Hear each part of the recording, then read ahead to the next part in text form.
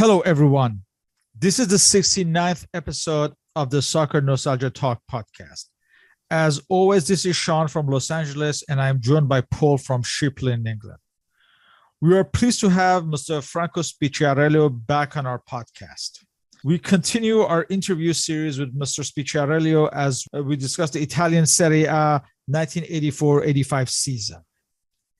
Last time in our 1983-84 episode, Juventus became champions with Frenchman Michel Platini having his best season as a footballer. After winning the league title, he led France to win the 1984 Euros and was now regarded as the best player in the world. However, he was about to face new competition, as most teams in Italy went on a spending spree to sign a host of star foreign players, such as Socrates, Junior, Rummenigge, and Sunes. However, of the new arrivals, it was the greatest one of all, Diego Maradona at Napoli, that grabbed most of the headlines. Serie A was about to enter a whole new era and was now being built as the greatest league in the world, a super league of sorts. As always, before we begin with the action on the field, we will go through each team and discuss their transfer activity and the players on display. Let's start off with Ascoli, who were managed by the veteran Carlo Mazzone, who would be replaced during the season. They had signed the likes of Italio Schiavi from Avellino, Alberto Marchetti from Udinese, Aldo Cantarutti from Catania, the Argentine Patricio Hernandez from Torino, Giuseppe Sabadini from Catania, and Belgian midfielder Ludo Quek, who was loaned from Inter. And interesting about Ludo Quek was that he would play no matches. And in fact, in the preseason, Ascoli would accuse Inter of not being honest about his injury.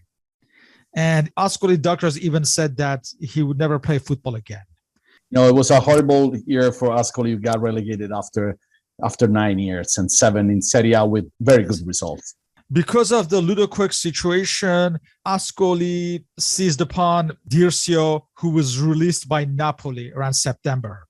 Dircio, in fact, inherited Ludo Quek's car and apartment. As far as the players leaving Ascoli, there were the likes of Andrea Mandorlini, Walter De Vecchi, Walter Novellino, Trifunovic, and the Brazilian Huari. Some of the players on Ascoli that season, you had the likes of Carlo Perrone, Enrico Nicolini, Antonio Dell'Olio, Giuseppe Iacchini. If I may, also Francesco Vincenzi, who had some time with AC Milan, but also the previous year with Roma. He had a great spree also in Champions Cup. So next we come to newly promoted Atalanta, managed by Nedo Sonetti. They had signed the Cremonese goalkeeper Giulio Drago, Carlo Osti from Avellino, Swedish midfielder Glenn Stromberg from Benfica, who would remain at Atalanta for 8 years, Lars Larsson, another Swedish player from Malmo.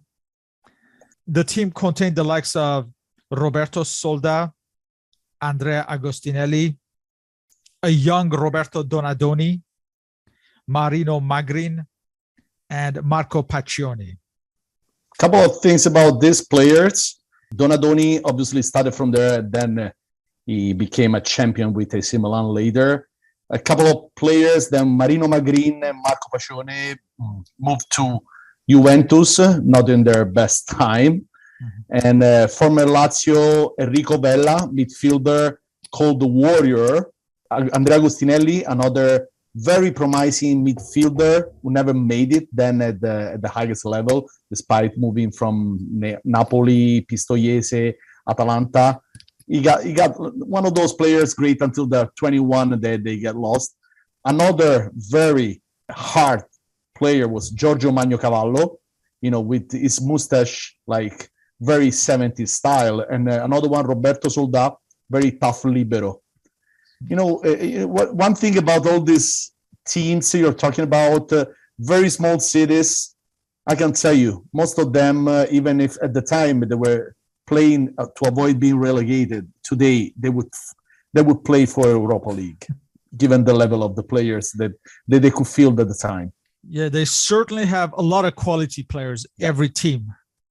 Next, you come to Avellino with new manager Antonio Angelillo. They had signed the likes of Armando Ferroni from Fiorentina, Stefano Garuti from Pisa, Angelo Colombo, future Milanista from Monza, Roberto Tavola from Juventus, who for some reason never got to play that season. He was injured. As far as the people leaving, as far as the manager, Ottavio Bianchi left the team. Defender Luciano Favero had left to join Juventus to replace Gentile, as well as Limido also joined Juventus.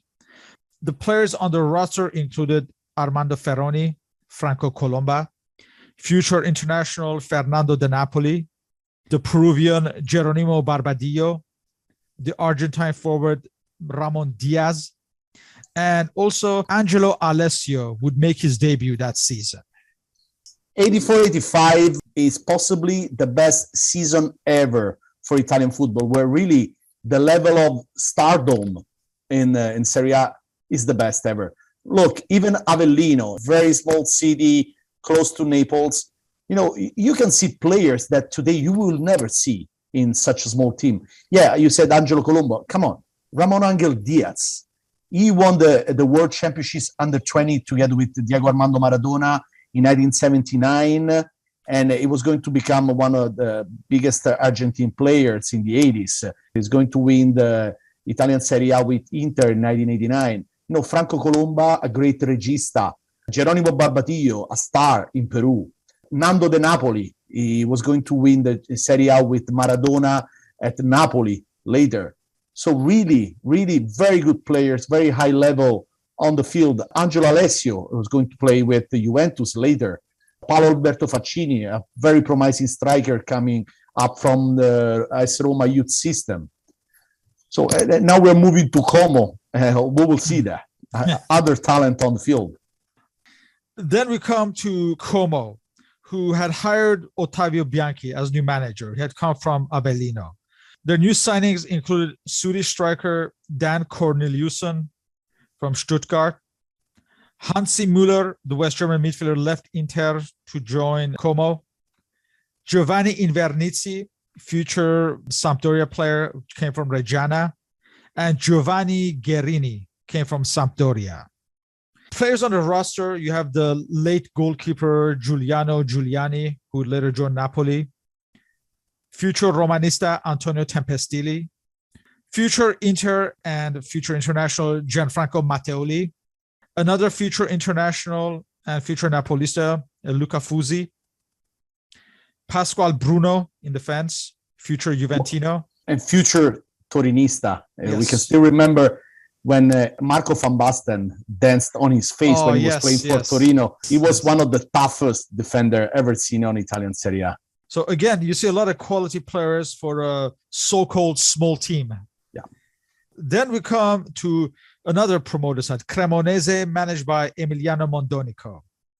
They signed Fausto Borin from Udinese, Chioro from Sampdoria, the Brazilian Juari from Avellino, Mauro Meluso from Lazio, Renato Miele from Lazio, and later in the season, Polish veteran Władysław Zmuda, who joined the squad. But their biggest loss had been to striker Gianluca Vialli, who would join Sampdoria. Other players on the roster, you have Romano Galvani, Fulvio Bonomi, among others. They would have a torrid time in the top division that season. Just a reminder, Juari came to Avellino Serie A in 1980, and he became famous because he was dancing around the flag of the corner after every goal. He was going to become a fundamental member of the Porto team winning the Champions Cup together with Rabat Majer, the Algerian. Yes, he scored his second goal in the final, in fact, in 1987 against Bayern Munich. Now we come to Fiorentina, managed by Giancarlo De Sisti.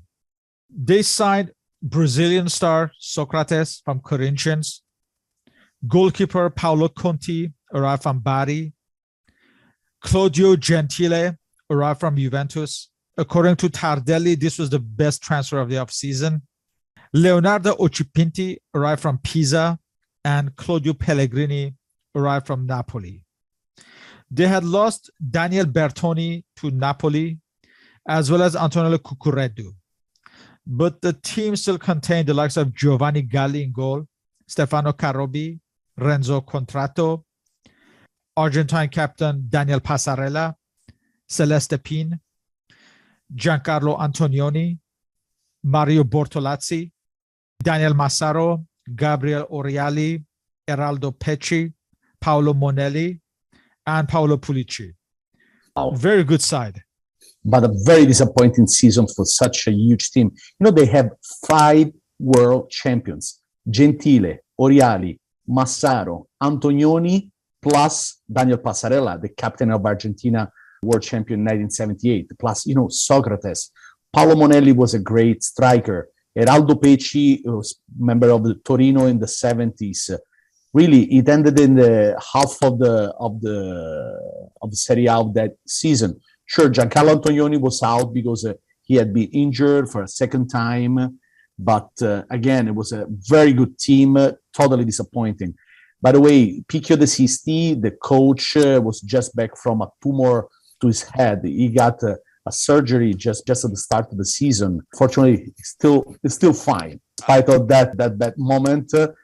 And also Giovanni Galli was going to become one of the main members of the great AC Milan of Arrigo Sacchi a few years later. Still incredible how they ended like at that low level 9th on Serie A 84-85. Really, yes. 29 points out in 30 games, very bad. Yes, but remember, Antonioni was out the entire season as he was still injured from February 1984. You mentioned about Giancarlo De Sisti. This is what happened.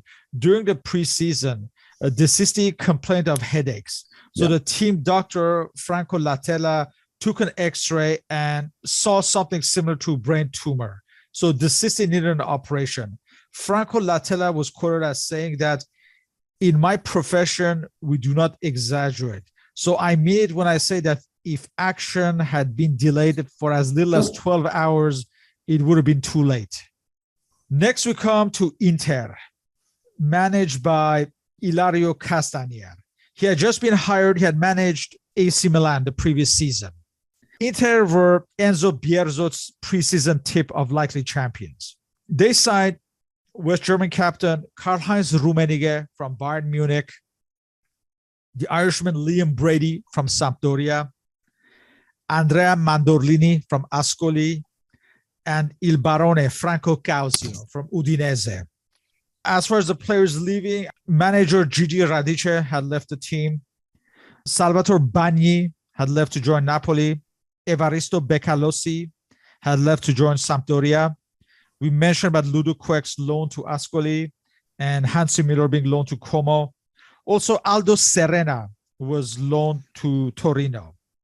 Some other stories during the summer of 84, Sandro Mazzola quit Inter as an executive director as he had problems with the president, Ernesto Pellegrini. The writing on the wall had been the arrival of former Udinese general manager Dalsin days before the season. Mazzola was given an ultimatum to quit his executive role and become the fan club's coordinator.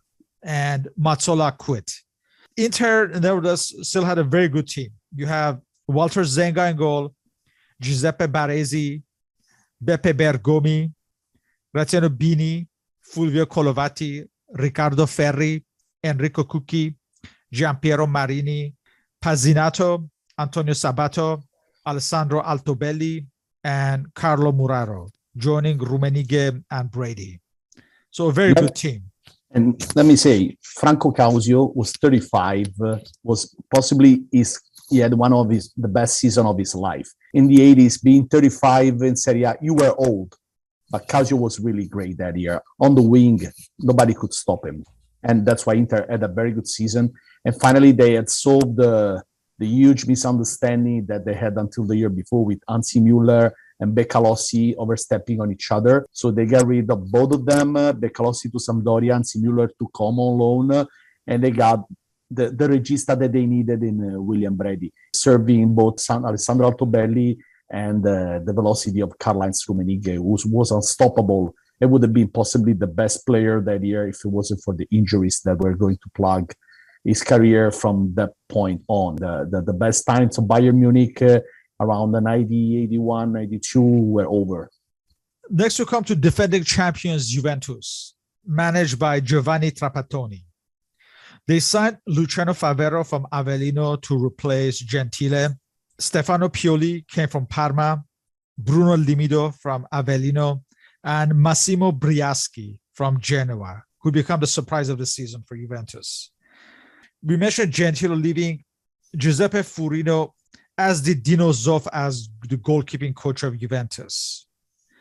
You still have Stefano Tacconi in goal, backup goalkeeper Luciano Bodini, who would play a lot that season, Sergio Brio, Antonio Cabrini, Gaetano Scirea, the Polish star Zbigniew Boniek, Massimo Bonini, Michel Platini, Marco Tardelli, Beniamino Vignola, Paolo Rossi. Next, we come to your team, Lazio. And once you go through Lazio, I will get back to Juventus because there's a lot of story and a lot of interconnections between the two teams in that calcio mercato. Oh, of course, yeah. Lazio were managed by Paolo Carozzi, who'd be sacked after 2 matches, and he replaced by Argentine manager Juan Carlos Lorenzo. Other players who arrived were Massimo Slorgato from Verona, Oliviero Garlini from Cesena, Fortunato Torrisi from Catania, and Arturo Vianello from Pisa. You still have on the books Lionello Manfredonia, the Brazilian Batista, Vincenzo D'Amico, Bruno Giordano, young Danish star Michael Laudrup on loan from Juventus. You see, some of the new faces of Juventus were not supposed to be there. Giorgio Chinaglia, who was the owner and president of Lazio, had planned to change completely after avoiding relegation just the season before the last game against Pisa. So he had planned to sell Bruno Giordano and Lionello Manfredonia, the 2 stars of the team, to Juventus. There was already a deal, but then Giordano asked too much money to Juventus president Boniperti, who wasn't a person who liked to negotiate it. He was the kind of president that when you show up for the new contract, he just gave you the contract they asked you to sign. That's it. There was nothing to negotiate. So part of the deal was Giordano and Manfredonia to Juventus with Luciano Favero, Bruno Limido, Massimo Briaschi, Storgato, and even Aldo Serena. They were supposed to go to Lazio. It was a huge deal through which Lazio could really rebuild the team. So in the end, the main problem was also that Massimo Briaschi rejected the offer to go to Lazio. He was adamant. He didn't want to go there. It was also an issue coming from the fact that Lazio relegated Genoa the year before. There was a very strong fight between the two teams, the supporters, and even the players. So then Lazio found itself with a broken team because Giordano Manfredonia broke up with the president, with the Lazio environment. Also, the decision made by Chinaglia to change the coach after just, I believe, 2 games, after 2 defeats with Fiorentina and Udinese in the first 2 games was his biggest mistake ever. Calling Juan Carlos Lorenzo, who had been disconnected from Italian football for the last, I would say, 15 years. In the past, he had been a great coach, not just for Lazio, also for AS Roma, but in Argentina, in Spain, even for the Argentine national team. But he was totally disconnected. He was getting older, and he had no clue what he was going to find in Italy. And also, he had very old methods. He was like into magic.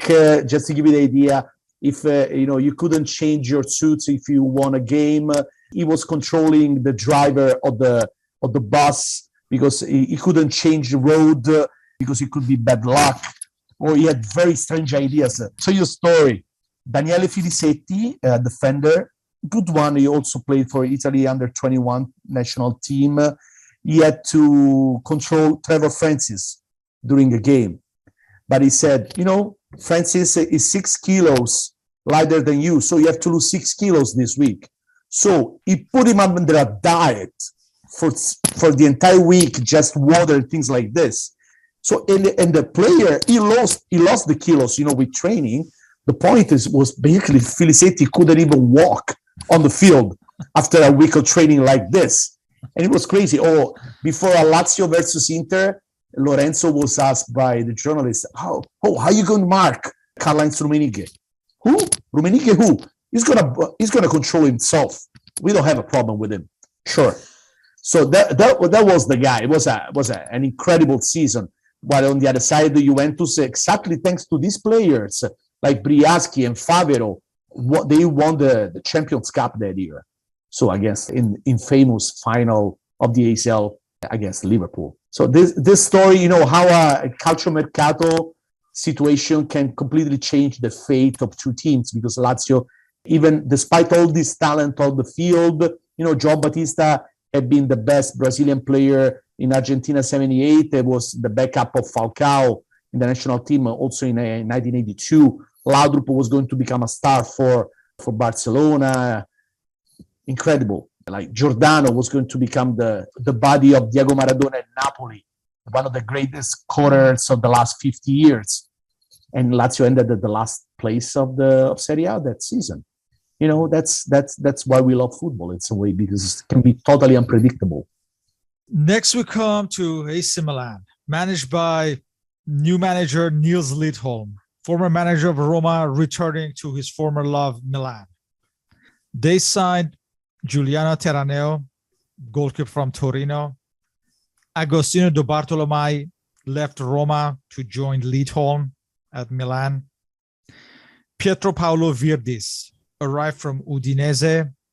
And from England, you have the duo of Ray Wilkins of Manchester United and Mark Hateley from Portsmouth. And Hateley would be nicknamed Attila that season. And Paul, maybe you might know this. I think Hateley was signed after scoring against Brazil. That's how he came on their radar, right?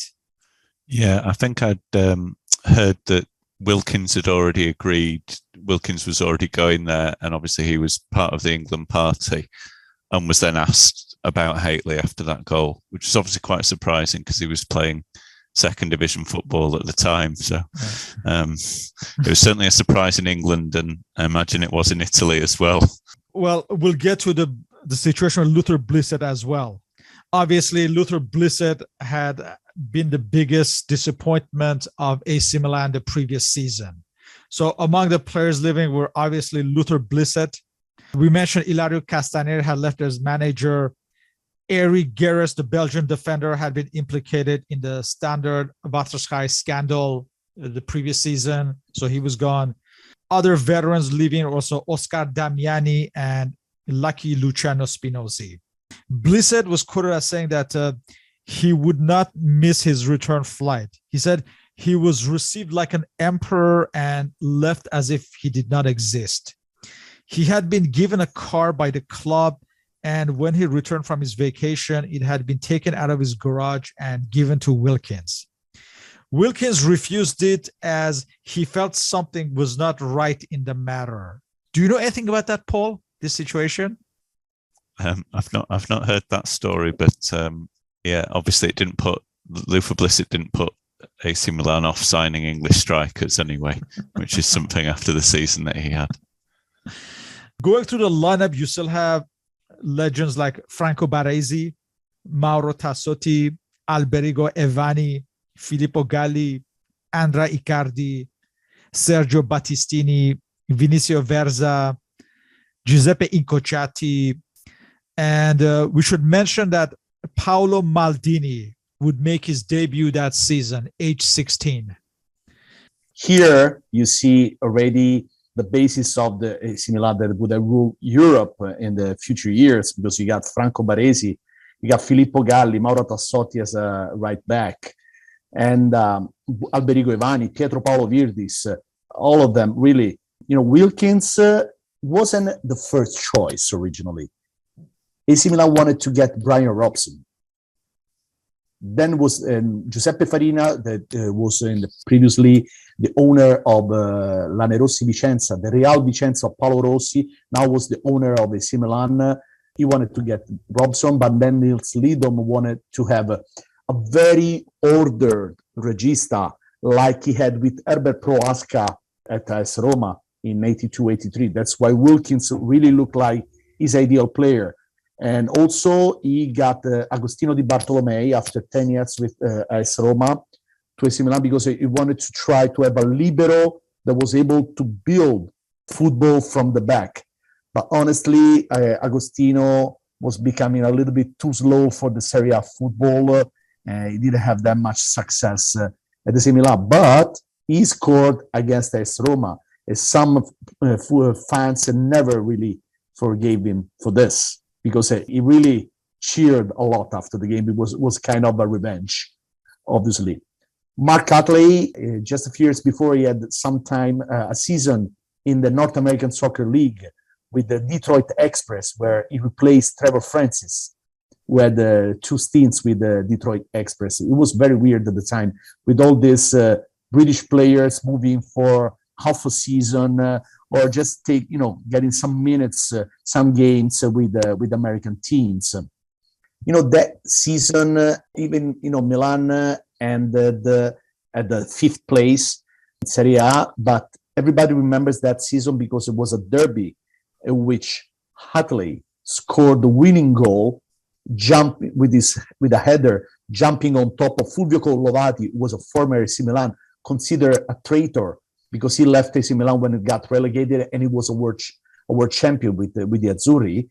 And just like I believe 4 years ago, the AC Milan fans, they created a choreography at the stadium with a huge banner, just with a painting of Whittle jumping on top of Collovati, exactly the photo of that moment. So every AC Milan fan really remember with a lot of joy that moment. Yeah, that's an iconic photograph. I've seen that. Yep. Next we come to Napoli and their new manager, Rino Marchesi. They signed Raimondo Marino from Catanzaro, Salvatore Bagni arrived from Inter, Walter De Vecchi from Ascoli, Daniel Bertoni came from Fiorentina, Domenico Penzo arrived from Juventus, and a little-known player, Diego Maradona, arrived from Barcelona. Obviously, this was the transfer of the season. So many headlines. We've all seen the photographs of him being presented to the Napoli public in the stadium. It was said that Maradona had taken insurance for kidnapping by the mafia, and it took 4 hours in cash for most of the transfer fee to be recouped, as the team sold 40,000 season tickets immediately. There were 70,000 people at the Stadium São Paulo just to see him getting into the stadium and play with the ball. It was, I believe that every Italian football fan was watching it. It's been something, I don't think we will ever be able to see something like this anywhere, honestly. There was no place in the stadium at all. Banco di Napoli had helped guaranteeing the loans after 4 other banks had refused in providing Barcelona with guarantees.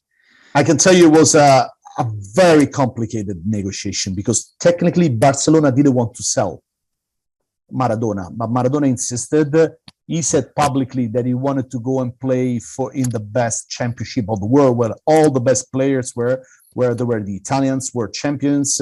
He wanted to be there. And also he knew that the Spaniards didn't love him. What happened also during the World Cup 82 didn't help him at all. With him kicking on the belly, Joao Batista, he got expelled. Also, when he got injured very bad with Goicoechea killing his ankle in a match against Athletic Bilbao.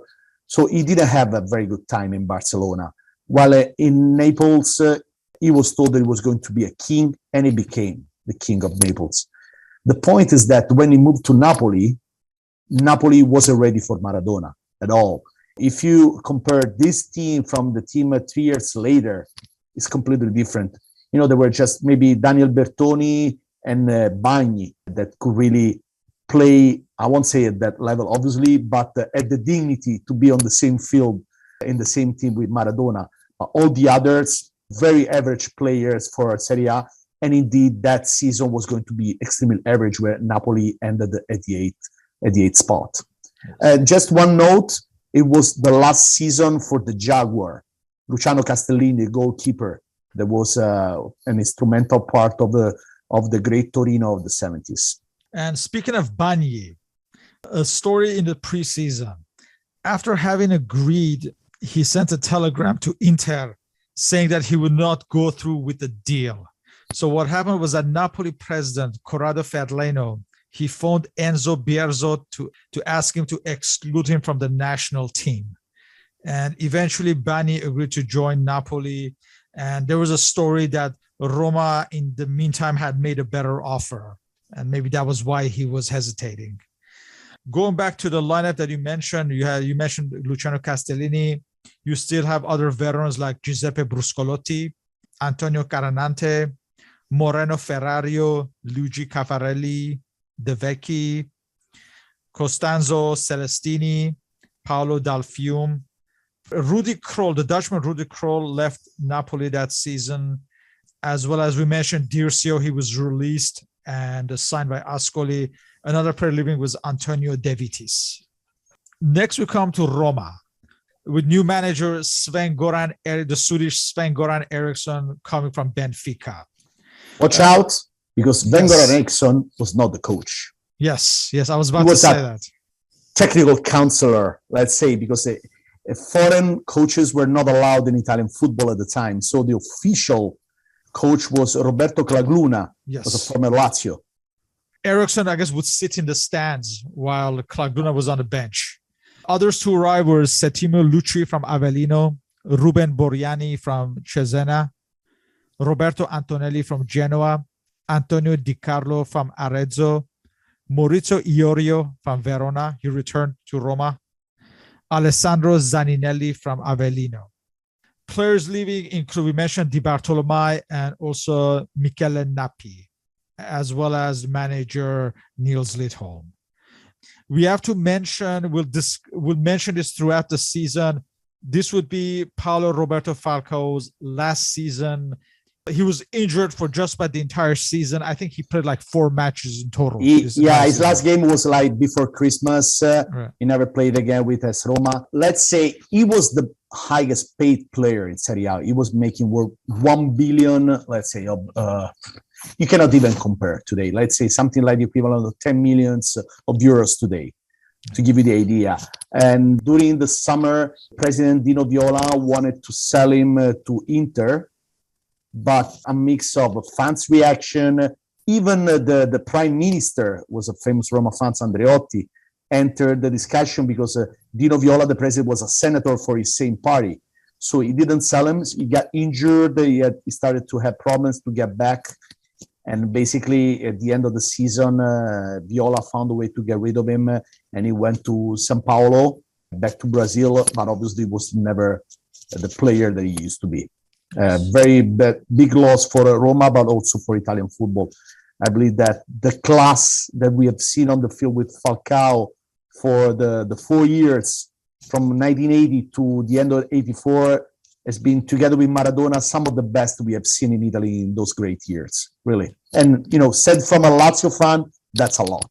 Going through the lineup, we still have Franco Tancredi in goal, Dario Bonetti, Aldo Maldera, Sebastiano Nella, Emilio Odi, Ubaldo Rieti. Giuseppe Giannini would get to play a lot this season in Falcao's absence. Carlo Ancelotti, although he was injured for a big chunk of the season. The Brazilian Toninho Cerezo, Bruno Conti, Francesco Graziani, Roberto Pruzzo, and Odoacre Chirico. This is the AS Roma that just the previous season lost at the penalty kicks, the final of the Champions Cup against Liverpool. So it was mainly the same team, with Bruno Conti, the world champion, possibly the best player of the Azzurri in 1982 of the entire World Cup. Toninho Cerezo, that then was going to help Sampdoria to win the Scudetto. Pruzzo, that looked like almost at the end of his career, that a year later was going to become again the capocannoniere of Serie A. Francesco Graziani, another world champion. Carlo Ancelotti, that seemed to be a Finnish player because he was going through his second big injury of his career. And then at the end of the season, Roma was going to sell to AC Milan when everybody was saying, oh, he's a Finnish player. Well, we all know that he became a fundamental member of the great AC Milan of Arrigo Sacchi. But, without Falcao, it became a very average season for AS Roma, which ended at the 7th spot. Now we come to Sampdoria with new manager Eugenio Bersellini, who had arrived from Torino. We have Liverpool captain, the Scottish Graham Souness, on board as a new signing. Moreno Manini, another title league winner from 91, arrived from Como. Evaristo Beccalossi arrived from Inter. Fausto Salzano arrived from Parma. And Gianluca Vialli from Cremonese. Brady left the squad, joining Inter, as well as Marocchino, another veteran, former Juventino. In goal, you have Ivano Bordon, Fausto Pari, Manini, we mentioned, Luca Pellegrini, Alessandro Renica, Pietro Viercovod, Francesco Casagrande, Roberto Gallia, we mentioned Beccalossi and Salzano, Alessandro Scanziani, the Englishman Trevor Francis, and Gianluca Vialli joining Roberto Mancini up front. I love this team, honestly. Sampdoria was starting to climb the ladder of Serie A, which, up to the final of the Champions Cup a few years later. But the team is there. A young Gianluca Vialli, Roberto Mancini, Luca Pellegrini, Fausto Salzano, Pietro Viercovod. I believe that the story of Pietro Viercovod is not remembered enough. It's possibly been the best Italian defender for about 15 years. Started at Como. He then, Sampdoria bought him, but they loaned him several times. He went to Fiorentina. Fiorentina almost won the championship thanks to him. He went to AS Roma, and Roma won the championship. Thanks to him, then Sampdoria won the championship. And then he went to Juventus. He was 36. And Juventus won the Champions Cup. And it was an important part of it as well. So, and he played until he was 41. And I remember him against very young, strong strikers. Nobody could go through him. He was Marco van Basten, still remember, like the hardest player to play against. He always says Pietro Viercovod. He said he killed his legs. But at the same time, he was extremely correct.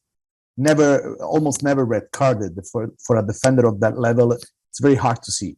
Really, Viercovod is not well known enough at the international level. He's been unlucky because he found first Collovati in 1982, then Riccardo Ferri. And let me tell you, it was still a time in which if you were not playing for Inter, Juventus, or Milan, you could have some problem with the Azzurri, especially during the time of Enzo Bearzotto, which were the best years of Pietro Viercovod, because Bearzotto was the coach of the Azzurri until 1986, and Viercovod was 26. Then Azeglio Vicini came in, but obviously the Azzurri lost some of the best years of Pietro Viercovod. Paul, I'm assuming with the signing of Souness joining Francis, there was some interest in England over the team, I would assume. Yeah, there were a few more players moving, and Souness was, a big player at that time. He'd won so much with Liverpool, really important player for them. Trevor Francis dropped out of the England reckoning a little bit, but was still, obviously very well known, well-regarded player. Yeah, I think there was definitely more interest being generated in Serie A around this time, and obviously everyone was noticing the quality of players that were going there. Yeah, it was definitely on the radar, even if there wasn't very much footage. Can I say that football at the time was just a lot more democratic? Because today it would be completely unimaginable, aside from Italy at the time being able to attract the talent, but the idea of the captain of the team winning the Champions Cup, just the season before, moving to a middle club like Sampdoria, whatever was the money, because he could have made the money somewhere else, but even average clubs could get those players. And those players like the idea of moving to this kind of teams, climbing the ladder with them. Today, they would just look at the money, and with the globalization, with few clubs able to pay those money, they just stay there. At the time, you had a lot more talent spreading around different teams, which made it a lot more democratic. And let me tell you, a lot more interesting for everybody. So, and exactly 84-85 is the example season for this, because you got a very small team like Verona winning the championship for the first time, but second spot Torino, okay, third in them, fourth Sampdoria. So you have a very diverse Serie A in those years, and a lot of talent spread all around these teams. If you go, we are going through every single team. You find 3, 4, 5 players that would play today in the top 3 of the Italian Serie A.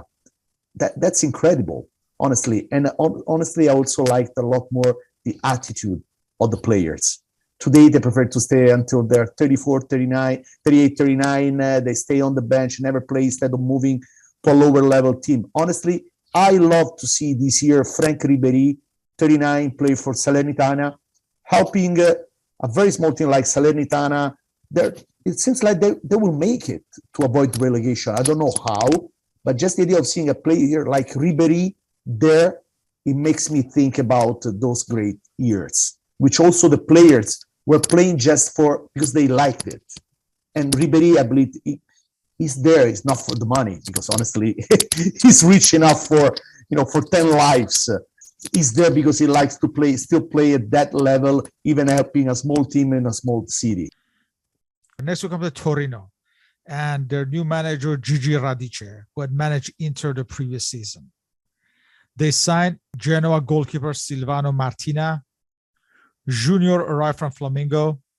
Aldo Serena came on loan from Inter. And Claudio Sclosa came from Como. Sclosa, who joined Lazio later on in his career. You have the likes of Paolo Berruato, Giancarlo Corradini, Luigi Danova, Giovanni Francini, Roberto Galbiati, Giuseppe Dossena, Giacomo Ferri, Danilo Pileggi, Renato Zaccarelli, Antonio Comi, Pietro Mariani, Marco Ozio, and Austrian striker Walter Schachner. The players who left included the goalkeeper Giuliano Terraneo, the Argentine Patricio Hernandez, and Franco Selvaggi. World champion Franco Selvaggi went to World Cup 82 with the Azzurri because Enzo Bearzot didn't want to give a hard time to Paolo Rossi. So instead of calling the top scorer Roberto Pruzzo, he brought him Little Sword, Franco Selvaggi. That was his nickname, Spadino. And, Inter got possibly one of the best players of those years, Leon Velgildo Linz de Gama Jr., who started as a right back and a defender at Flamengo with Brazil, but was such a big talent that he became a regista at Torino. And that year was the best scorer of the team with 10 goals. And, the story is that he had a deal. Flamengo had a deal with Lazio in 1983. But then Luciano Moggi, who was kind of the ghost behind every shady deal in the country for like 20 years and more, and let's say he found a way to sneak in some money and had the deal blowing up, and then he brought 1 year later, Junior to Torino. So Torino had one of the, I believe is the best last season ever, second spot. That season, they never got to that level anymore. So it's now, God, 40 years almost for Torino. And by the way, Gigi Radice was on the bench. He was the coach that drove Torino to their last championship in 1976. Yes. And almost to a consecutive one the year after, which they got 50 points, which was already a record, but Juventus got 51. So a lot of nostalgia.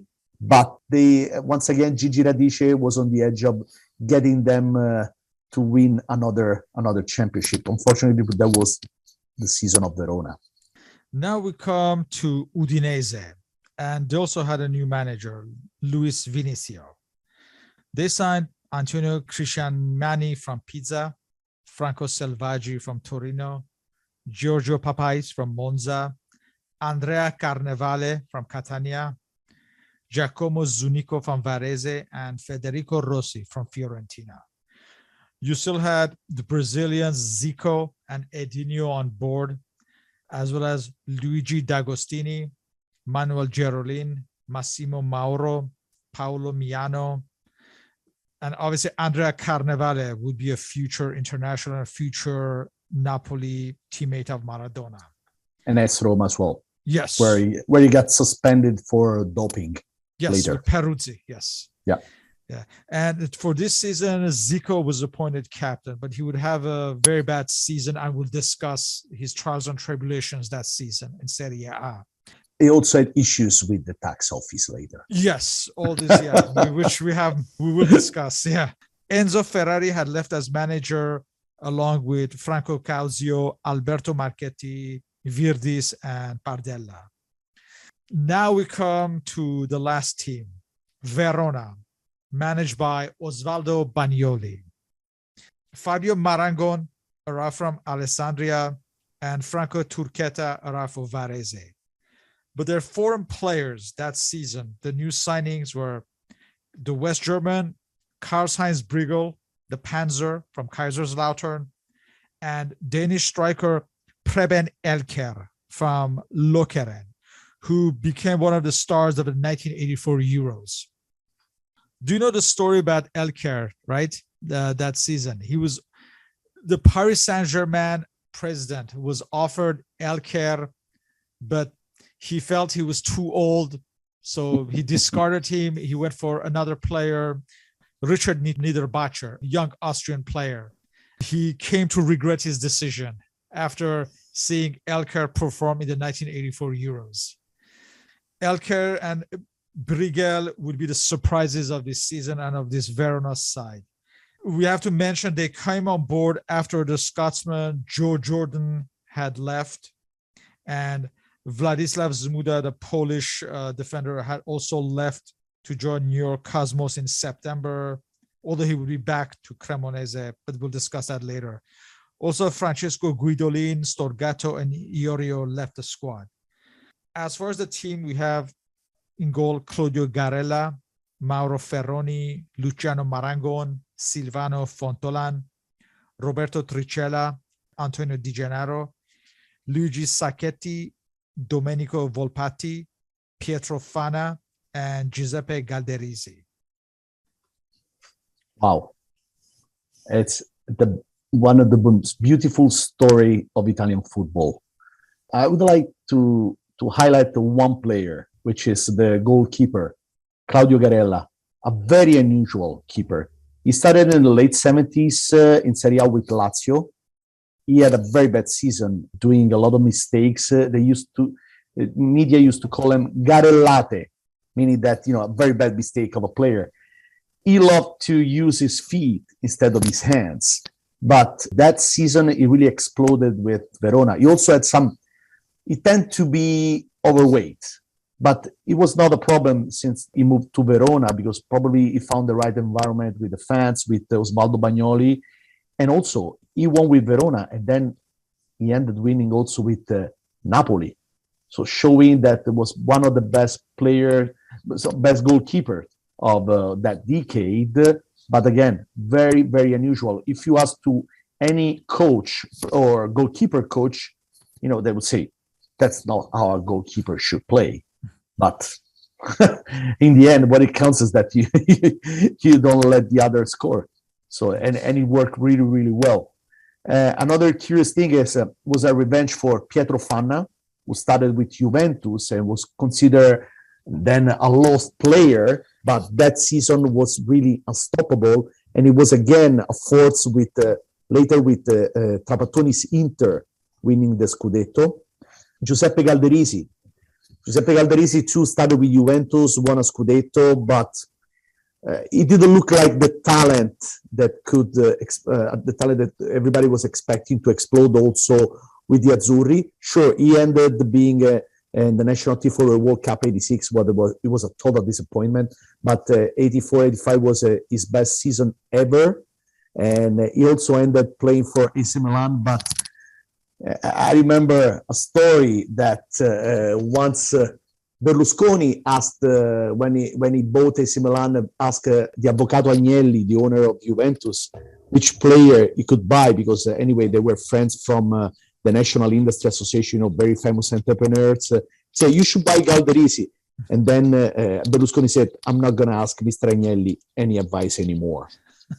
So because it was horrible at AC Milan and he ended in Serie B, his career was basically over when he was like 26. And one last thing curious, Roberto Tricella, the libero of the team, was from Cernusco sul Naviglio, like Gaetano Scirea, which was the libero of the Juventus.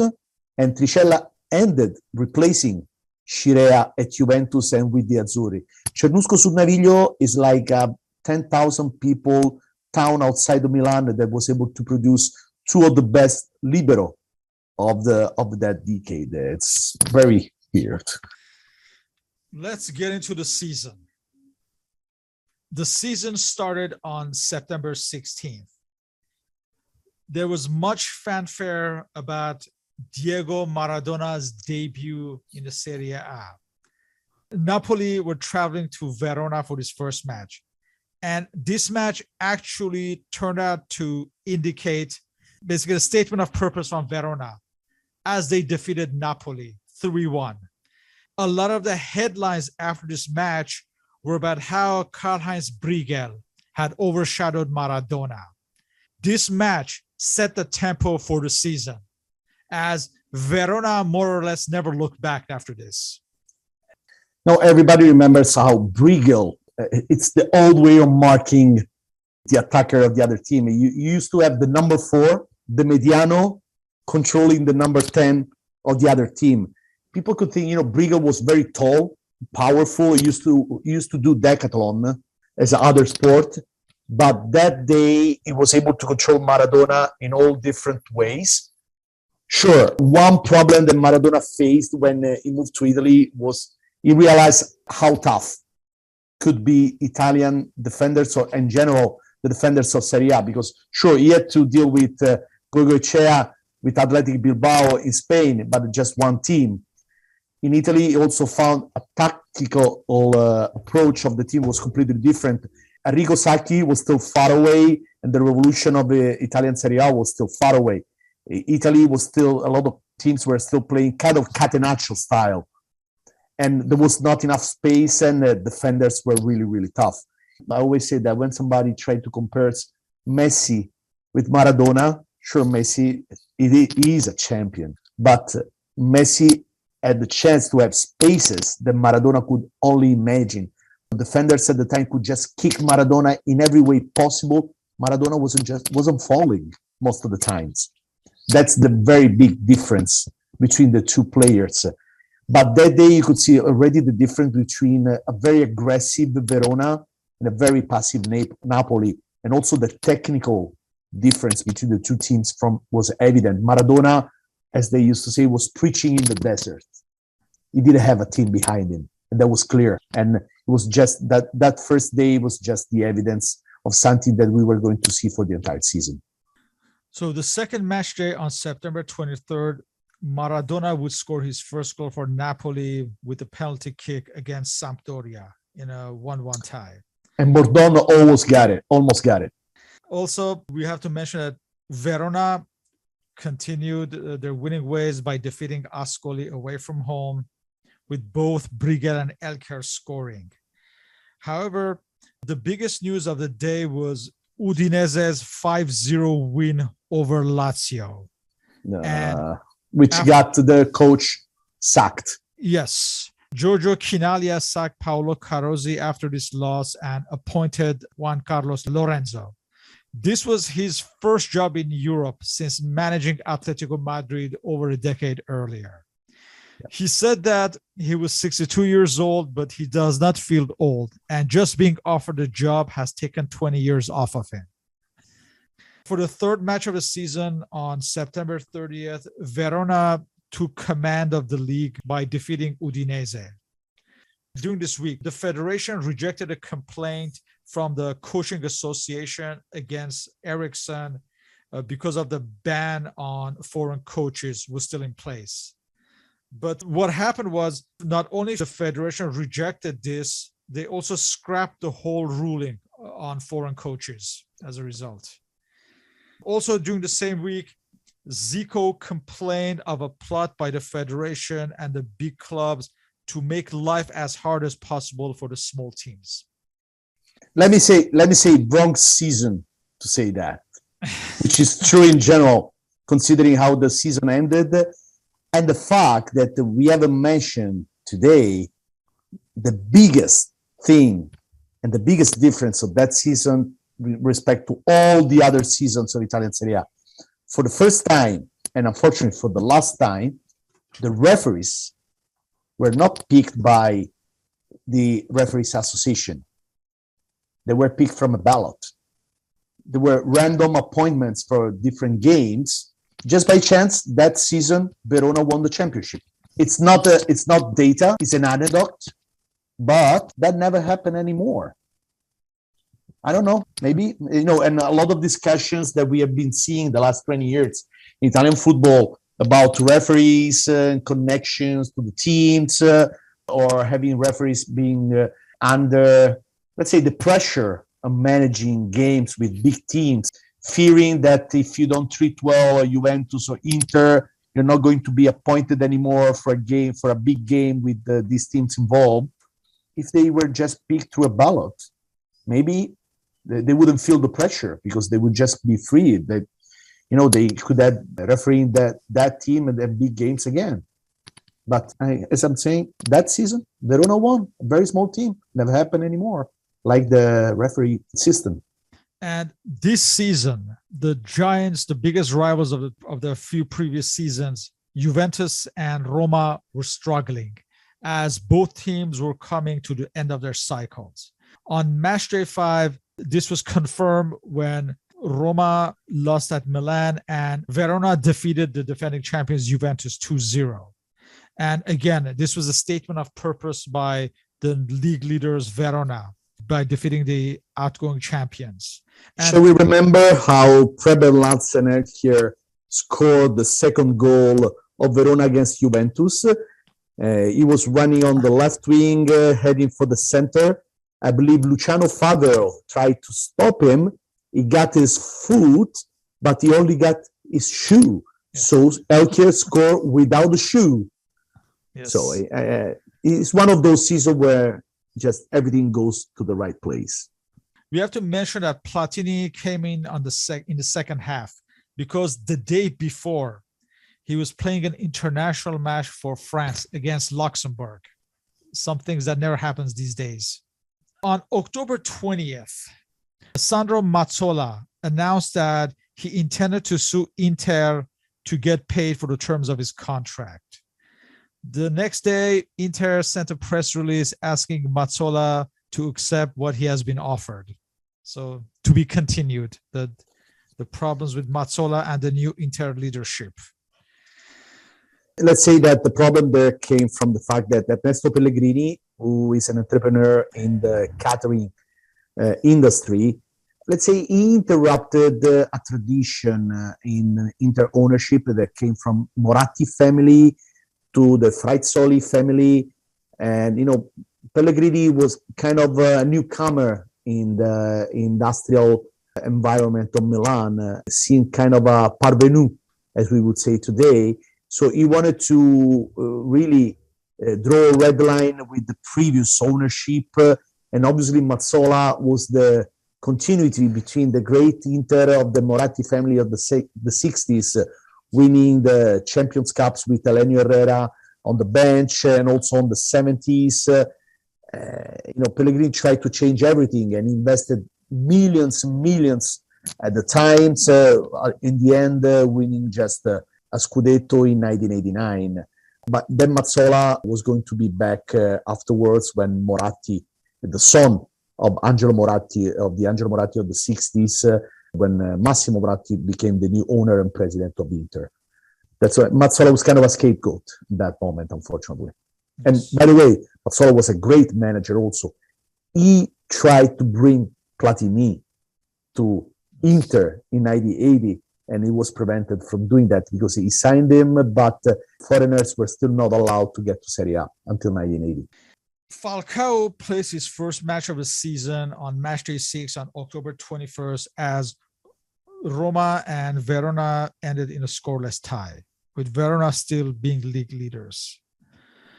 Next on match day 7, October 28th, Ascoli lost to Como, and after this match, Carlo Mazzone was sacked to be replaced by Mario Colotti. During the same match day, Juventus and Roma, the fading giants, played to a 1-1 tie. The Roma president, Dino Viola, criticized Falcao for not showing up for this match. Falcao said that he had been kicked so much by Pietro Fana in the previous match against Verona that he needed stitches and couldn't play. Near the end of October, the Brazilian Huari joined Cremonese. And let's remember that at this point, Cremonese had no foreigners on their books. Also, there was a story about Roberto Bettega at Toronto Blizzard. He was free for 6 months until the following April, so he could have joined any club. And there was rumors that Udinese were trying to sign him. In the end, he was shortly thereafter involved in a car accident that may have scuppered the deal. Next, we come to match day 8, November 11th. And this is the clash between Inter and Juventus. Rummenigge's proper introduction to the Serie A, as he scored 2 goals in the demolition of Juventus, 4-0. This was basically an indication that as far as the Scudetto, it was all over for Juventus. Well, at a certain moment, it seemed like that Juventus was ending in a relegation zone. Incredible, because they had never been to Serie B. Then obviously they recovered, but it was a very bad time. And by the way, at the same time, Juventus was doing great in Champions Cup. Obviously, they were concentrating on it after the defeat in 1983 in the final in Athens against Hamburg. That was the main goal of the year. Other news in November, Dircio was appointed as a new Ascoli captain. We mentioned Mauro Colotti at Ascoli. It's worth noting that Vujadin Boskov was also appointed as a technical director at Ascoli around the same time. We also mentioned that the Polish defender Władysław Zmuda would join Cremonese from New York Cosmos around this time. Just a little note about this. It was the end of 84, and it was basically the last championship played by the Cosmos that were going to fold in the spring of 1985. But also Giuseppe Damiani, that was going to play with Lazio later, was at the New York Cosmos, which at the time were owned directly by Giorgio Chinaglia, was also the owner of Lazio, but it was cash-strapped completely. Soccer in United States was folding, and it was a very bad time, unfortunately, in the U.S. Also, Mauro Della Martira was brought back from the Cosmos, even if he never played for them because he had been disqualified for the betting scandal in 1980 and was at Lazio. So it's, Smuda didn't have a great time at Cosmos, and it was a very good player for Cremonese, but that season, I would say that Cremonese deserved to be the last of the fold because in terms of talent, the only point is that it ended the same number of points as Lazio, despite the difference in terms of talent. Juventus's troubles continued as on match day 9, they lost the Torino derby against Torino, 2-1. So at this point, Torino were just behind Verona and were the top team in Turin, while Juventus was fading. Around this time, Brian Glanville in World Soccer, he touched up on Dino Viola and the former manager Niels Lidholm's relationship. It was said that Dino Viola had attacked manager Lidholm, saying that he had not returned to Milan because he was homesick, but because he had asked for a loan that Viola had refused to give him. Viola attacked Lidholm for being too indulgent with his players and taking them to dinner, and also attacked him for trying to sell Di Bartolomei 3 years prior. Lidholm retorted that he had asked for a loan, but had requested Viola to put up the matter with another Roma director who was a banker. He also stated that the matter was irrelevant as the wine cellars that he wanted to buy, the prices rose significantly once it became known that he was the buyer. He also admitted that he had thought about selling Di Bartolomei, but this was before making him the libero of the midfield. As far as his permissiveness, he said that he treated players according to their performances, and also stated that in any case, Eriksson had abolished the ritiri, which are the weekend training camps, and that in his eyes is even more permissive. Viola was strongly under pressure in Rome after, in the previous 2 years, you win the Scudetto and you lose the Champions Cup at the last game. Then when people realize that it's the end of a cycle, the pressure is always high. And obviously, Dino Viola was trying to push the pressure and the responsibilities on Nils Lidholm. Also because it was clear that the choice of Sven-Goran Eriksson wasn't paid as, he had great success with Göteborg, but in Rome, he didn't find the team that he was expecting to find, especially because Falcao was over. Clearly, Roma without Falcao and with Bruno Conti starting to go down, it wasn't the great team of the previous years.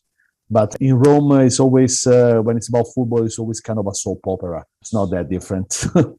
There were also growing concerns around this time whether Antonioni's career is over because of his injury. Yeah. We want to remind to our listeners that he destroyed his ankle in a clash. I still remember the image of his foot going down like this. He couldn't keep it straight. It was horrible to see, really. They wouldn't let you see it today, I can tell you. We come to the end of November, and on November 25th, in the top of the table clash, Verona defeated Torino away from home. So at this point, Verona looked likely title winners so early in the season. We have to mention that they were still undefeated up to this point. We come to match day 11. Luciano Bodini starts in goal for Juventus after Stefano Tacconi had many poor displays and would remain in the squad up until towards the tail end of the season. Can I send a prayer to Stefano Tacconi? Yes. Who just a few days ago, he had a stroke, is now fighting for his life in the hospital. Great guy, really outspoken. He was not the top goalkeeper for the national team just because during his time he had Walter Zenga ahead of him. That was possibly the best goalkeeper in the world in those years. And it was always interesting to listen to his views. He was never shy to speak his own mind. And I remember that he was always in fights with Giampiero Boniperti, the president of Juventus, which established a fixed fee for his unauthorized interviews, 25 million lire, let's say something like 25,000 euros today. So every interview is unauthorized, he had to pay this fine because he liked to just speak his own mind. Great guy. Let's pray he's going to get better very soon. Indeed. On December 2nd, this was after Fiorentina's tie with Cremonese, Giancarlo De Sisti was sacked as Fiorentina manager. In early December, during the same week, Zico was suspended 3 matches for accusing referees of favoring the bigger teams. That's a very Italian thing where you can destroy a career of another player. You can do whatever you want, but if you try to touch the federation, that's the answer. Don't touch the power. Former Italy manager Ferruccio Valcareggi, who was their manager during the 1970 World Cup, he was appointed as the new Fiorentina manager. So we come to December 23rd and match day 13. It's the big clash between Maradona and Platini as Juventus take on Napoli. Of course, it had no bearing as far as the league title, but it was the first time they had crossed paths, Maradona and Platini. And let's remember, at this point, Platini is the king. And Maradona, despite all the frenzy around him, has still not reached that level yet. He had not won anything except for a World Cup under 20, honestly. Yes. So this was the clash between the Giants, and Juventus won 2-0. Days later, Platini was the winner of the Ballon d'Or for the second consecutive season. Again, at this point, despite Juventus's troubles, he was the best player in Europe or the world. Around the same time, Paolo Roberto Falcao, he has an operation in New York on his leg that angered his club because it was without their authorization. Towards this end of the year, Bruno Giordano attacked Lazio, his teammates, the club, the manager, to the press. And Chinaglia announced that he would be fined and warned that the next time he would be out of the team. Yeah, it was a terrible environment at Lazio that year. Everybody hated each other. They knew that the season was going to end in a very bad way, that Chinaglia was going to look for scapegoats. The fans were looking for scapegoats. And also Lorenzo had a huge responsibility in this. It was total anarchy. And honestly, Giordano and Manfredonia were the leaders, really, and were like destroying the environment. But Lorenzo, who was the coach, had the biggest responsibility together with Chinaglia, who appointed him. So there's a very interesting book by defender Arcadio Spinozzi called Una vita da Lazio, A Lazio's Life, that tells the tales of those days were just incredible, really. It's something that every football fan should read because you will have a lot of fun seeing, like, on one side you have the biggest league in the world, and on the other side you see a top club anyway being so amateurish in managing champions of that level. Incredible environment, horrible environment, let me say. It was also announced towards the end of the year that Giancarlo Antonioni had participated in collective training for the first time since his February injury.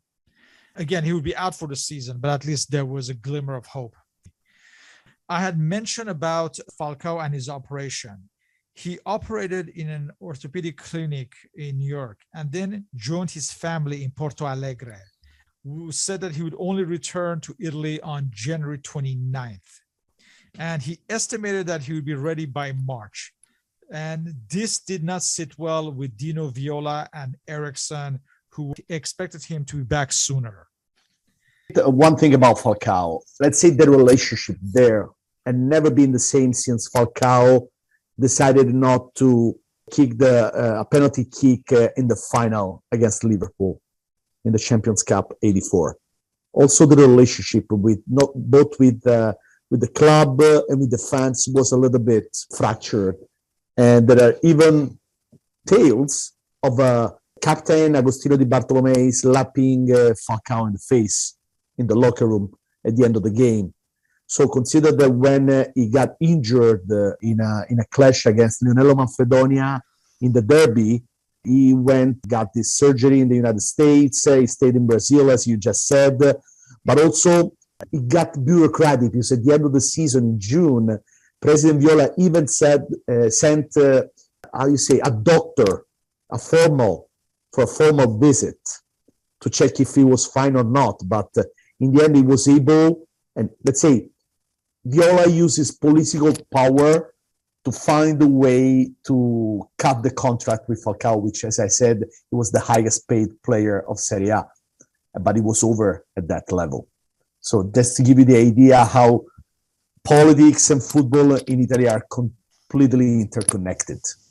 Let's also mention that Maradona and Napoli were struggling at this point and near the relegation zone, as, like you mentioned earlier, Maradona still didn't have teammates of the same caliber. But he said that if Napoli are relegated to Serie B, I will not leave. I will respect my contract if Napoli directors still want me.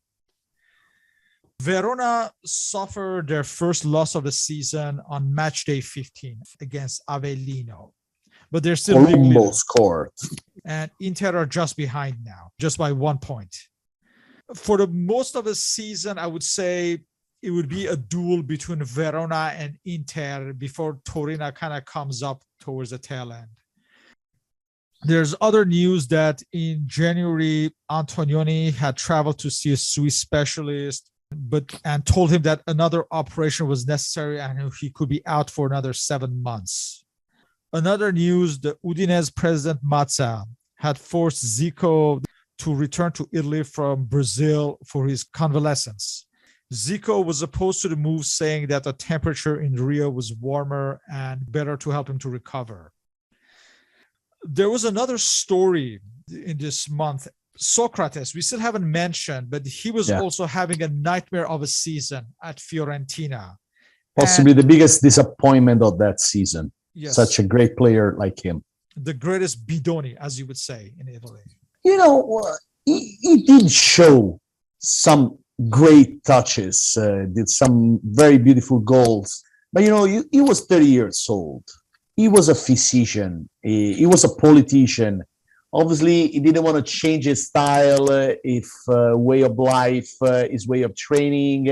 He didn't accept to stay in Retiro 2 days before the games. And also he liked beer and cigarettes.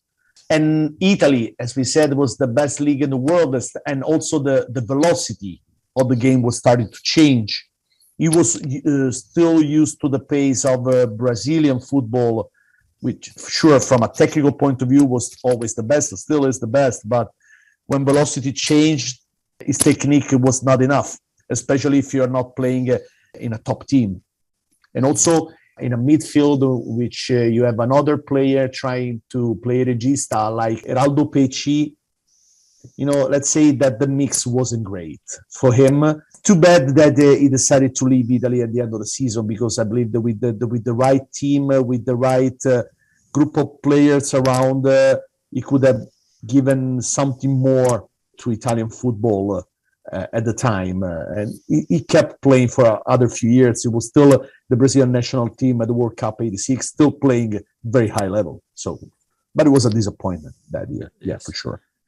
In a match against Napoli, Valcareggi substituted Socrates, and this made some headlines. Zico criticized the decision, saying that it made Socrates the scapegoat. Passarella also defended Socrates, saying that Socrates was going through a difficult time and this could morally destroy him. And also Antonioni defended Socrates. Say that Valcareggi has been a great coach, because he anyway drove Italy to the winning the European Championship in '68, to the final of the World Cup in 1970. But one thing that he never had was the empathy with the players. And when he had difficult situation to manage, like possibly the best team together with the Netherlands at the World Cup 1974, which Italy was the best team at the time, it was a mess. Because when you have so many great players, you need a very good coach to manage them. And Valcareggi showed that when he had issues, he was not able to manage them. Like he managed Chinaglia and other situations, for example, the alternatives between Rivera and Mazzola. So, and showed the same when, you know, at Florence, where anyway, he was quite old, past his prime, and it became his last experience on a bench of Serie A. It was over at that level. In any case, in January, Socrates stated that he intended to go back home. We come to match day 16 on January 20th.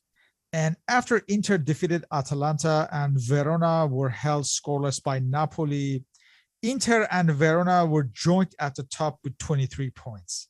And this would be the only time during the season where Inter would be at the top, as Verona would bounce back.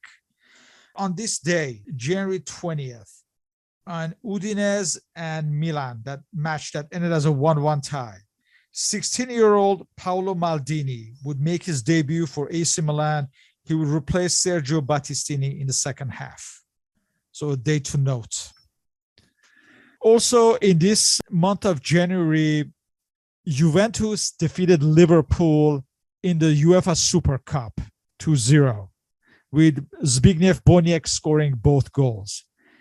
And he got the nickname from the owner of Juventus of the Bello di Notte, the night beauty. Boniek said that this type of declaration is okay for a fan, but not from the president. He's always been a character. He still is. And at the same time, Agnelli also attacked Paolo Rossi, saying that our center forward has the goal average of a Bonini. To score a goal, he first has to miss 3. As we said earlier, Verona would bounce back, and just by the following week, they would be back on top again. And during the same week, Chinaglia stated that there would be changes at Lazio at the end of the season. He said that Lorenzo would stay, Giordani will go. He said that I will choose the right man, whether players or staff. So, Poor man, all wrong. Yeah. Giordano's lawyer said that they would sue the club for moral damage as he was dropped for the match against Juventus. Also, during this week, in late January, early February, it came to light through confession that in 1981-82, Falcao could have been kidnapped by the same group that had kidnapped Paul Getty Jr. years earlier. So again, at this point, Verona is still at the top, winning match after match. Interestingly, they won a match at Udinese 5-3, which is another un-Italian-like score, with Inter just following them behind. We come to match day 19. We have the top of the table clash between Verona and Inter that ended as a 1-1 tie, the two sides keeping their distance. However, it's more or less the death knell for Juventus and Roma for this season, as both were defeated. AC Milan defeated Juventus 3-2, and Sampdoria defeated Roma 3-0. Both teams were well off the pace as far as the league title. As we mentioned earlier, each had reached the end of their cycle, and these results confirmed that. By February, on February 24th, we finally see the best of Maradona, unfortunately against your team, as he scores a brilliant hat trick against Lazio. Maradona was slowly starting to find his feet, and the second half of the season, Napoli's performances would slightly improve, as with Maradona's. But like you said, wholesale team changes were needed. Same week after this loss, Juan Carlos Lorenzo was sacked as Lazio manager, and he was replaced by the duo of Giancarlo Odi and Roberto Lovati. Next week, on the early March, you have Verona defeating Roma 1-0 and now have a 2-point lead over Inter. Bruno Conti was sent off in that match for Roma and facing suspension. We come back to Zico again in March. He was still in Rio. He stated that he hoped to rejoin Flamingo. It was said that Flamingo were raising $3 million from various companies to buy him back. Zico said that my personal desire is to return to Flamingo. It's certain from what the directors say at Udinese that I can't stay there. He was also accused at this point by Italian authorities of tax evasion. His transfer could potentially have been held up as a result. Zico denied the charges. We have to remember that apparently Zico's salary was paid by a group of sponsors who channeled the money to Zico's bank accounts in Rio through a London firm of industrial brokers. It was alleged that this money was laundered in London to escape taxation. Zico voluntarily handed in his passport as he said he wanted to clear his name. He received an 8-month jail sentence and a fine that he appealed. Around the same time, the Federation also set a ban on new foreign players until the end of the 1986 World Cup, although the promoted teams were exempt from this decision. If I may, about Zico, he felt like under attack. Honestly, having Udinese buying Zico was kind of a game changer. A lot of powerful people in Italian football didn't accept to see a small team like Udinese getting such a big player, and also didn't like Udinese challenging the federation for buying Zico the previous year. It was Zico to Udinese and Cerezo to AS Roma. The federation originally had suspended the deals, but there were huge protests on the streets in Udine, and the federation had to allow the deal of Zico. But then after 1 year, he started to be injured. And also, even the coach, Enzo Ferrari, went hard on him, saying he was finished as a player. He started to complain. And at that moment, when things like this started to happen in Italy, you see attacks coming from different places, including the tax agency. Sometimes in this country, unfortunately, the judges are used for political reasons. It happened several places. And let's say that somebody was trying to help Udinese to get rid of Zico, also because ownership understood that they couldn't afford to keep Zico with that huge paycheck. But at the same time, they had to explain to the fans that they had to sell Zico. This was the best way, saying he was a finished player and that he had problem with taxes. His time there was over for Udinese, and it was better for everybody in this way. They also set up some kind of confrontational approach with Maradona, while at the same time there were rumors of Zico wanted to join Maradona at Napoli.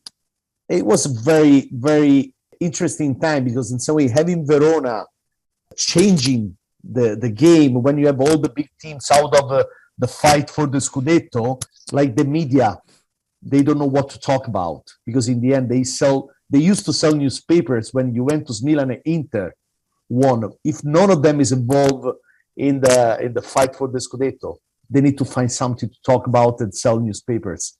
They found a way with Zico and Maradona in that year. In contrast, the Englishman Mark Hateley was having a good season at AC Milan. And there was some news that he had asked for a re-evaluation of his salary. Do you remember anything about that, Paul? No, I don't remember the salary, but yeah, he seemed to be doing pretty well there. For, as we say, someone who'd had fairly low profile career in England up to that point. He obviously did well in his time in Italy. As far as Wilkins, how was he regarded this season by the English media at Milan? Yeah, I think he was seen as a player that would probably fit in quite well there. He was a very technical player, good passer of the ball, maybe not as physical as a lot of the English players at the time, maybe a little bit more suited to that kind of game. There was always speculation about some of the more creative players, Gordon Cowans, who went, I think, the next season. Glenn Hoddle was often linked with moves to Italy. I think it was maybe seen that those sort of players would maybe, Brady obviously had a long, successful career in Italy, that those players might actually be more suited to playing in Serie A at times in the first division, which is obviously still a very physical place at the time. And we've discussed this so many times before, but I'm assuming there was not too many images on television. Just maybe the odd report here and there. Not much, I'm assuming. Yeah, very little. I think maybe that Milan derby with the Hateley goal. Oh, yes. Yeah, but it was never much more than the odd snippet. Probably Maradona occasionally as well. But yeah, it was still a long way away from actually being able to see live games or even highlights, really. Getting back to the league, Juventus had somewhat of a revival and they were starting to gain some of their form, only temporarily though. On March 24th, they defeated Inter and gained a measure of revenge after the 0-4 loss for the previous November. This, coupled with Verona's win at Cremonese, now gave Verona a 5-point lead over Inter and Torino. And again, let's remember we still have 2 points for a win. So at this point, 5 points was a good cushion to have going into the last matches of the season. The following week, the Juventus revival continued again at benefit of Verona as they defeated Torino. And at this point, Verona had a 6-point lead over 5 teams, which included Inter, Juventus, Milan, Sampdoria, and Torino, each with 30 points. At this point, Verona seemed like the likely winners, and they could even afford to lose at home against Torino, their nearest rivals, the following week. This was only the second and last loss of the season on April 14th. But they still commanded a 4-point lead over the group of pursuers. We come to match day 26. We mentioned how Napoli and Maradona's form had steadily improved. And on April 21st, they inflict a 3-1 defeat at Inter, which again helped Verona. They're still the league leaders. We come to match day 28. Juventus loses at home at Fiorentina. This is significant because this is Luciano Bodini's last match as Juventus starting goalkeeper. And from this moment on until the end of the season, Stefano Tacconi would regain his place and would be Juventus's goalkeeper during the ill-fated final at Heysel. So finally, we come to the penultimate match of the season. Let's remind us that at this point, Verona has a 4-point lead over its pursuers. On this day, Verona travels to Atalanta, while Inter is traveling to Rome to face Roma. Roma defeated Inter 4-3. Torino was held to scoreless tie at Fiorentina. Verona's point at Atalanta, the 1-1 tie. So on May 12, 1985, Verona won the Scudetto for the first and only time in their history. An incident on that day, Udinese were hosting Napoli. This match ended as a 2-2 tie. This match is famous for Maradona scoring with a handball, the sign of things to come for next year. And apparently, Zico approached Maradona to confess to the referee that he has used his hand, but Maradona refused.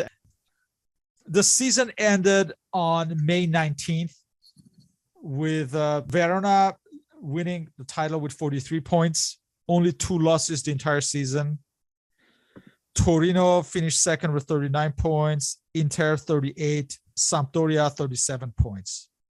Juventus and Milan got 36 points, and both were out of UEFA Cup contention. However, we know that after winning the Champions Cup, Juventus would be automatically qualify for the Champions Cup, and Sampdoria would eventually win the Coppa Italia, and this opened a spot for AC Milan to go to the UEFA Cup. Everybody was really happy because Verona was the first time at that level. It's not that in the past they've had the chance to win anything.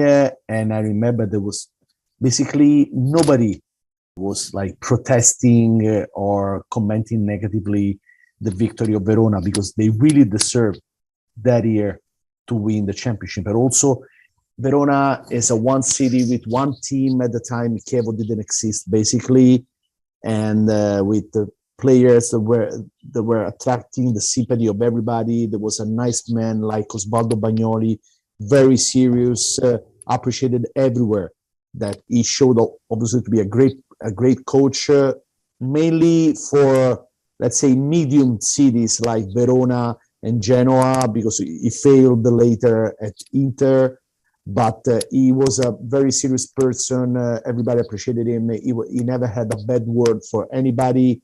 And also they have like great players that like Elchier, Briegel, nice guys like Giuseppe Galderisi, Roberto Tricella, and even a guy like Garella was considered a complete failure until a few years before. So it was really such an expected victory, but at the same time, nobody could debate about it because the Verona led from day one until the end of the season. A completely deserved victory that was exalted by everybody. Unfortunately, it was not the year of the World Cup because it would have been great to see those players being on the field with the Azzurri, most of them, while at the end of '86, they couldn't find the right time on the field. People like Tricella, Di Gennaro, and Berzot didn't really consider them, still relying on the old senators of the World Cup '82. But it didn't last that much because Elchier wasn't too old, and he helped Verona winning the Scudetto, but obviously couldn't last that much. And a year later, unfortunately, Verona had bad luck to meet Juventus in the Champions Cup, and his adventure was basically over after that game, the double game with Juventus. So unfortunately, it didn't last enough. It was kind of like Lazio in 74, with the difference that Lazio at least lasted kind of 3 seasons. Let's say Verona was what they call a one-hit wonder, something like this, yes.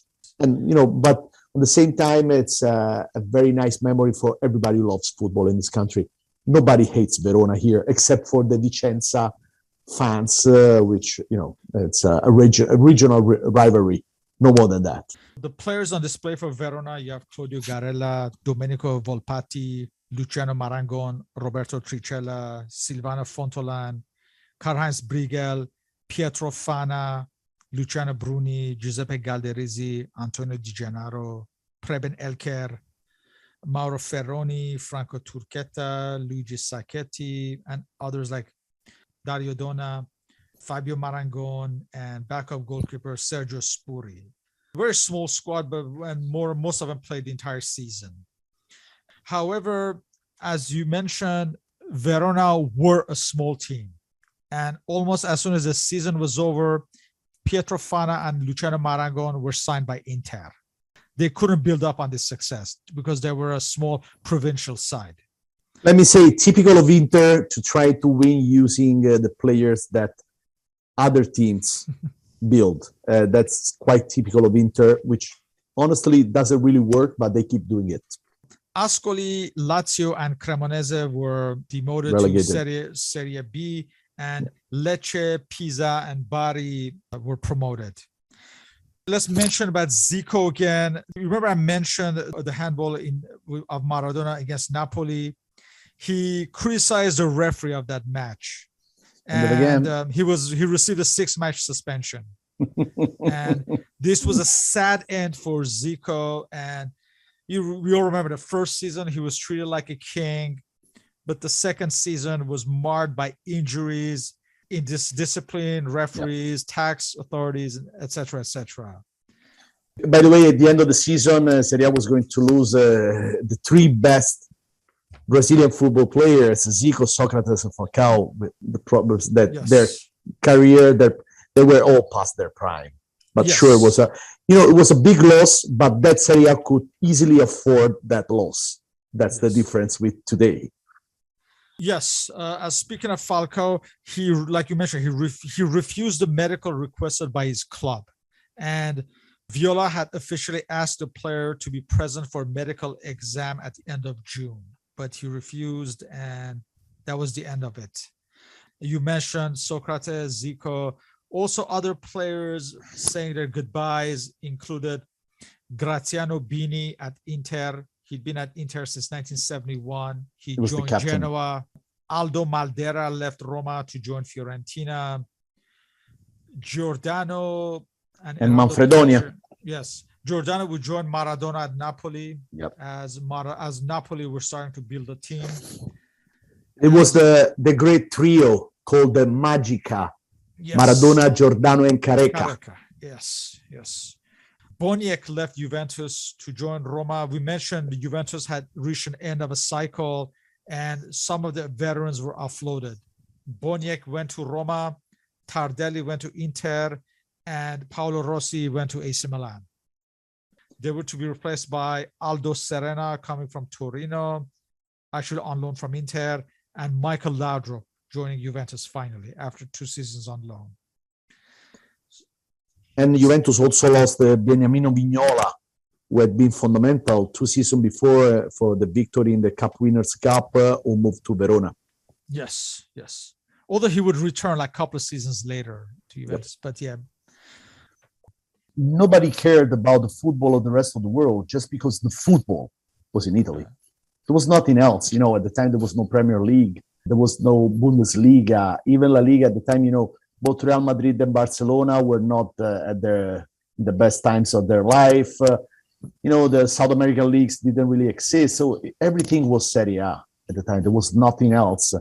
Also, clearly, the level of news and video coming from the other countries were quite limited. At the end of that season, also there was the ASL, which even stopped the football teams from England, from Great Britain, to be in the European Cups, which made Serie A even stronger than ever. So really, that was the sensation, and also with the feeling that even if you were a fan of even of a low-level team, you felt like you could get a top player in your team, which was, I believe, it's a great feeling for a fan. Like, thinks about, Schachner at Avellino, the top Austrian player, even a guy like Dirceu at Ascoli, Barbadillo and Ramon Diaz at Avellino. Everybody had the chance to watch their great football for their own team, not just watching Juventus, Inter, or Verona that year coming to their own stadium. That was, when I say it was a lot more democratic. It was a better football for everybody. It's not a matter of being nostalgic, because if today we could see the same level of talent spread along the teams in one league, that would be a lot better for everybody. It would make it just more fun. Maybe, if you talk about England, it would be less fun for the two Manchester teams and Liverpool and Chelsea. Well, who cares? The rest of the country will have a lot more fun. What's the problem? That's how it is. Obviously, Juventus fans don't remember 84-85 as a great Serie A season because they didn't win. But you know what? 95% of the other fans remember it as a great season because everybody had fun in some way. Also remember, the Serie A had 16 teams, which was less than any other league. It was more elitist, and that's why there was so much quality, Absolutely. And also, obviously, the number of players in the teams was limited. And these are two things that will really help to make Serie A. These are considered to the reforms that Serie A would need. A few years ago, television even said that they were ready to give the same amount of money, even for less games, if the Serie A was ready to reduce the number of teams. But obviously, the presidents couldn't find an agreement because the Italian league is managed by the presidents as an assembly, is not really an organization with somebody in charge. And we see the results of this approach. At the time there was no globalization. The main families like the Agnelli, the Moratti, and the others were running Italian football, and stadiums were full, which brought a lot of money to the teams because that was the main income for the teams at the time. But when television started to get in and the football got globalized, Italy wasn't able to keep the pace of the changes and to reform itself. That's the big difference with what the Premier League did. Remember in the early 90s, England was getting the players that basically Serie A didn't want anymore. People that were past their prime, and maybe the only exception was Gianfranco Zola. But Zola couldn't find the spot that he wanted in Italy, even if he was still a great player. Gianluca Vialli was basically past his prime, Gullit. But, England, the Premier League found the right model, built the right model from itself, and became what Serie A is today. But what Serie A was at the time. But you know what? Maybe not, because at the time it was just Serie A. Today you have the Premier League, but you also have Real Madrid and Barcelona. You also have Bayern Munich. You have Paris Saint-Germain. So you have other countries. You have champions spread in different championships. At the time, it was just Serie A. Honestly, if you look at that season, you count the champions that were not playing in Italy, maybe just a couple of names come to my mind, like, Kenny Dalglish, just because I'm a great fan. But really, I don't really think about other top players that were not playing in Italy that season. Yeah, it's incredible looking at it from the outside that a team like Verona would win this championship. When you look at the players in the league, it's incredible, really.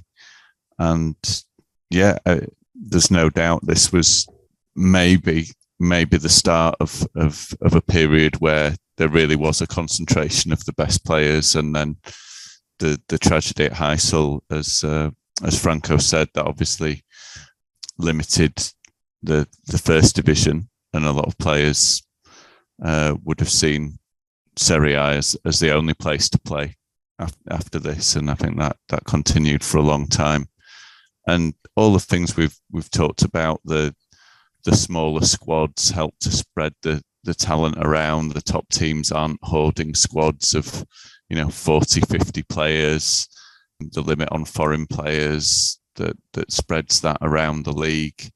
It's amazing to look at the names that are spread around this league, and just a moment in history when one of the smaller teams had their day. It's nice to see, even as someone who doesn't have anything invested in it. It's just a great story that a team like that could win the best league in the world.